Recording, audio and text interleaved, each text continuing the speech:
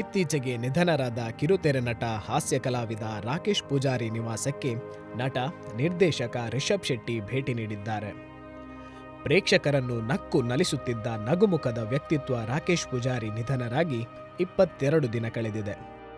ಅವರ ನಿಧನಕ್ಕೆ ಆಪ್ತರು, ಸೆಲೆಬ್ರಿಟಿಗಳು ಕಣ್ಣೀರಿಟ್ಟಿದ್ದಾರೆ. ಅವರ ಕುಟುಂಬಕ್ಕೆ ಹಲವರು ಸಾಂತ್ವನ ಹೇಳಿದ್ದಾರೆ. ಇದೀಗ ನಟ ಕಮ್ ನಿರ್ದೇಶಕ ರಿಷಬ್ ಶೆಟ್ಟಿ ಹಾಗೂ ಅವರ ಪತ್ನಿ ಪ್ರಗತಿಯವರು ರಾಕೇಶ್ ನಿವಾಸಕ್ಕೆ ಭೇಟಿ ನೀಡಿ ಕುಟುಂಬಕ್ಕೆ ಸಾಂತ್ವನ ಹೇಳಿದ್ದಾರೆ.